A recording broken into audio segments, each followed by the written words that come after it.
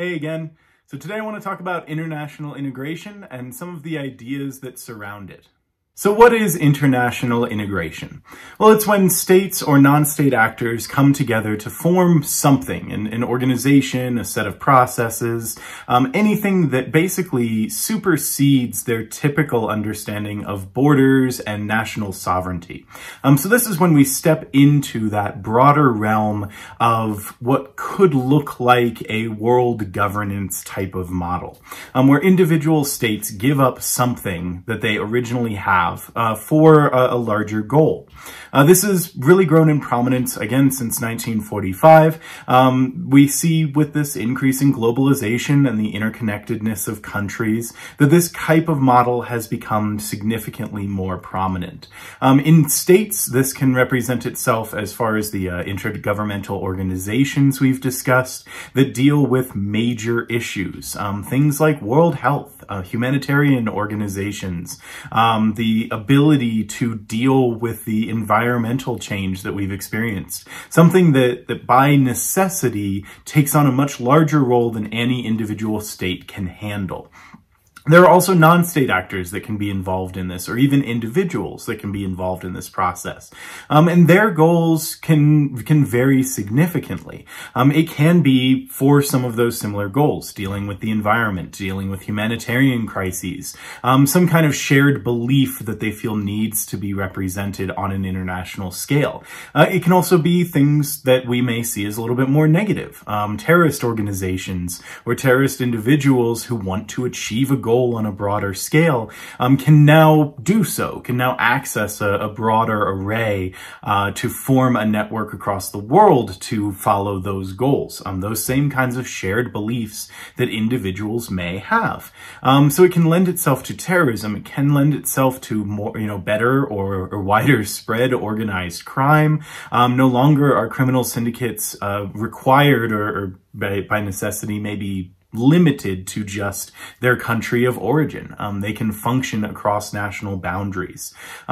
As well as, a few other things that we've already talked about, some positive aspects, like non-governmental organizations, multinational corporations. Any of these can represent some kind of international integration.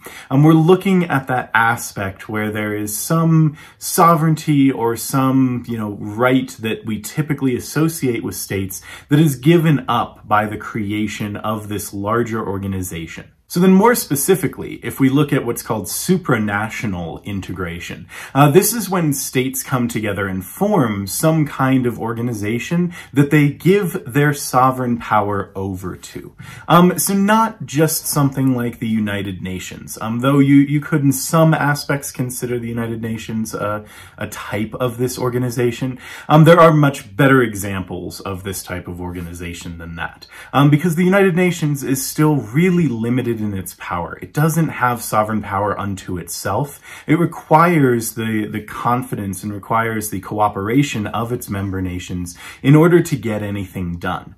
With supranational organizations, we're talking about organizations that have their own power, that have the ability to implement some of their own policy, and the nations that are members of this, or the nations that abide by these rules, don't have to individually agree on every single policy. They're policies that can be implemented over them in this sort of supranational way. So that's what helps set it apart a little bit. As you can imagine, this gives us a bit of a shift in understanding of how we see sovereignty in the modern era. Sovereignty is no longer just something that's held by states. We see this shift to regional or global organizations that have a form of sovereign power over the individual countries that belong to them. Things like the EU, which we'll talk about a bit more, things like ASEAN, any of these organizations that rise to this level of higher governance.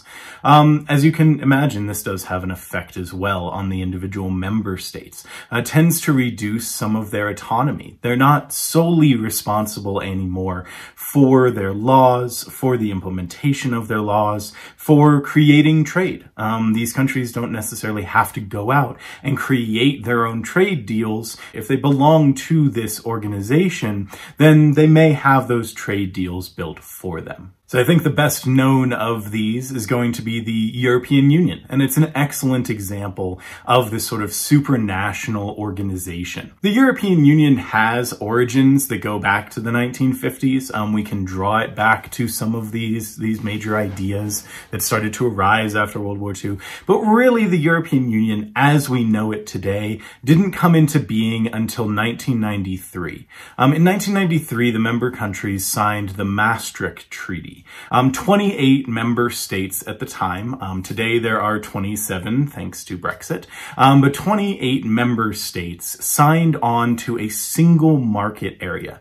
They wanted there to be free trade in all of these countries. So essentially the borders that had previously existed still held in certain respects when it came to, questions of law in their individual countries. But as far as the ability to work, to trade, the necessity for work visas disappeared in these countries. The work policies that were put in place, the actual politics of work, were put in place to be universal across these countries. So it gave it a greater sense of consistency between these countries and created this new union that would really help trade to flourish in each of these areas. As far as the structure of the European Union, there are three key organizations that I want to mention. The first is the European Parliament. So as you can imagine, just from the name Parliament, this is a legislative body that consists of representatives from each of the EU member nations. It comes together to make decisions, pass laws, create treaties for the European Union. There's also the European Council. And the European Council is kind of an interesting body that I don't have too many direct comparisons to. It's a semi-executive body that helps to set the policy directions of the European Union. It has in that mandate something of a mediation aspect as well. So if there are conflicts between member nations of the European Union, the European Council can help to address those. And the European Commission, and this is where names start to get a little bit confusing because there are a bunch of different organizations around this. For instance, there's the Council of Europe, which is separate from the European Council as part of the EU. Anyway, but be concerned with just, some of these primary organizations. The European Commission is essentially the executive arm of the EU. It brings the ability to introduce laws that will be then, debated by the European Parliament. So these are just three of the key organizations, key political structures that I really want to point out as far as the EU goes. It's also important to understand that the EU is a monetary union. And that means that a group within the EU, so not every EU country, but a group within the EU has formed a monetary union where they use the same currency.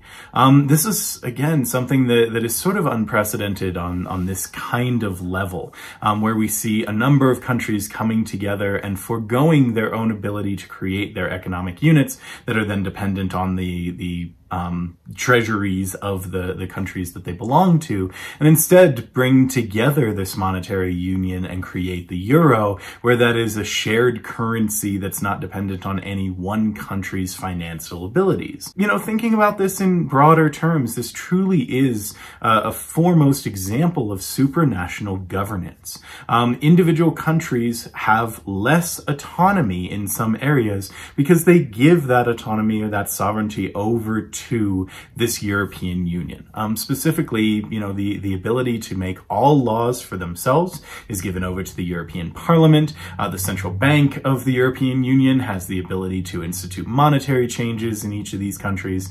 The EU Court of Justice and Human Rights has, legal standing to have jurisdiction over courts in any of the individual member countries. So this is a pretty significant shift, I think, in our understanding of overall governance and how we see this moving forward in the world. So a few theories around this idea of international integration. Obviously, each of the theories that we've discussed previously, liberalism, realism, constructivism, all have different approaches to why we see this international integration. So think about, in your own terms, think about what each of those approaches may look like. But I also want to introduce the idea of functionalism and also neo-functionalism, because you can add neo to any of those. It just means a new form of it that takes on new questions. But functionalism is based on the idea that as we increase our technical and economic interdependence between different countries, it's going to naturally lead to an increase in supranational organizations. Because if you think about it, the more the more integrated we become, the more reliant on other countries we become, the more difficult it then makes it for each of those countries to govern these types of areas, these areas of technical expertise or these areas of economic independence. So it makes sense that we would then create these kinds of organizations that have power above and beyond what that individual country could accomplish. This also leads to something of a snowball effect, because then creating that organization that is more effective at governing at this higher level means that you're also going to see that organization effectively do its job. And if it's effectively doing its job, it's going to create more interconnectedness in these areas of technical expertise and economics. And if it does that, then it makes a further requirement of this sort of international organization. So we do see a snowball effect coming into play when we're talking about this process under functionalism. There's also the idea of neo-functionalism, and this focuses a little bit more on the fact...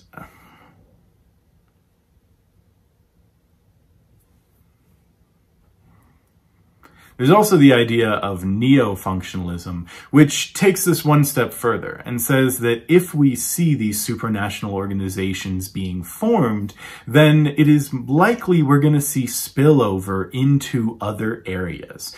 So the policy areas that we create these in, things like technical expertise or things like economic units, if we see those areas working effectively and working well on an international scale, it's going to spill over into other areas. We're going to look at things like politics or like international security and say, well, maybe we can do that more effectively as well. Maybe this sort of supranational organization can achieve those same goals in this other policy areas. Maybe this sort of international organization can achieve those same kinds of goals in other areas, like policy, like security, all of these kind of things. So this is the support that the neo-realists... So the support that the neo-functionalists would show as far as the evidence to say that this is happening falls on things like the EU. It starts out as an economic unit that's spread among these European powers on some of these earlier treaties that we didn't talk about. And then once we get to something like the Maastricht Treaty, you see it expand. You see this international governance, this parliament being formed that has a lot broader, or a much broader range of powers than just the control of an economic unit. Now, one of the true driving forces behind this international integration is technology. As we have an ever-increasing amount of technology and a truly exponential evolutionary rate of change within technological development, we see that pushing for more international integration and the creation of these sort of supranational organizations that can help to alleviate some of the burdens that come along with technological increase. And this is true in many different forms. Everything from the internet to radio, television, satellites, transportation, airfares around the world, the ability to travel from one place to another more readily and more easily, and the increase in international tourism. All of these have an effect on this sort of rate of change in technology and the drive then for these international integrations. This is both a positive and a negative thing. thing. One of the areas that this has had a huge effect on, as you can imagine, is the free flow of information. As we get more information and we know more about other countries, countries that have traditionally experienced a great amount of control over their state see this as a threat. When you can control the media and control the flow of information within your country, it allows you a greater degree of control over your citizens. If that is being threatened, if we're able to access more information and if citizens are able to get word from outside of that country, they can understand the exact position they're in, and that's a threat to some of these, typically very controlling countries like China, Egypt, Iran, those types of areas. We also see an increase in global transparency. So we see even countries that don't exert a great amount of control over their country are now being checked not just by members of the media within their own country, but from members of the international media corps. There is a greater amount of research being done and a greater number of perspectives being brought into politics in any given country. And we're also seeing the development of a new global culture. This understanding that we are not just members of the state that we live in or of the country that we live in. We're members of a global community and everything that that brings with it. It helps to decrease in some very positive ways, decrease that kind of compartmentalization of identity, but also, tends to outweigh some of the traditional culture roles that we have seen in the world. And so we see this distancing between individuals in a country who may feel this certain sense of identity and the country as a whole, which may or may not align with the identity of other countries. So that introduces some of the potential issues with this international integration.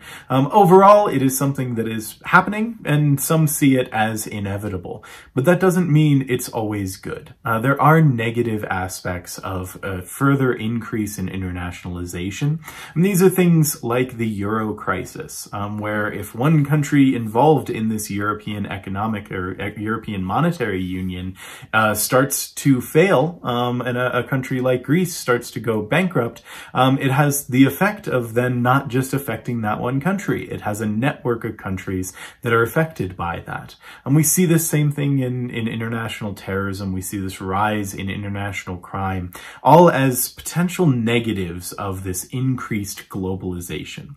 There's also an idea out there that we need to be very wary of. Western colonization may have just changed in form. We may no longer see, Western countries going into a continent like Africa and just invading other countries, this sort of traditional imperialism. But that doesn't mean that imperialism is gone as a whole. It may have just transitioned over into a form of cultural imperialism. When you look at something like the World Wide Web, the vast majority of the World Wide Web is in English, in a Western language. The idea of the iPhone, one of the most prominent cell phones in the world, that works on multiple networks, it's a Western company. Apple is a Western company. So we see a shift and some potential negative aspects of that shift, where this means that Western ideologies are sort of at the forefront of a lot of this technological development. And if that's the case, there are going to be some negative repercussions.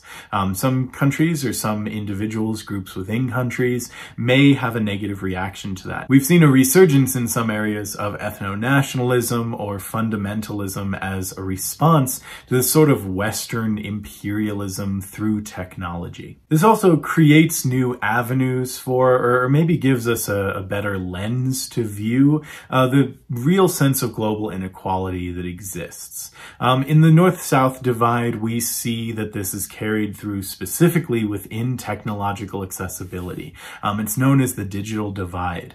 This is one of the areas where truly the global North-South idea holds some legitimacy. There are deep, deep divides as far as access to the internet, access to even electricity, and the development aspect of this, where nations want to help developing nations build these technological gaps, and yet they still exist, where we here in the United States are teaching online with the expectation that all of our students will have access readily to the internet, there are countries that don't have that. There are places in Africa where the internet mobile comes around once a week. And I don't say that jokingly. You know, having experience in some of these areas where you get access to the internet once a week when a mobile site comes around to give you that access, it is a very different approach than we have in Western countries. And so this growing divide really lends itself to some questions of how we're approaching international integration and if we're doing it the right way. So I hope that's given you some better insight into international integration, as well as the European Union and some of the theories around these things. And with that, I guess I'll say good luck on your midterm, and we'll see you again soon. Thanks. Bye.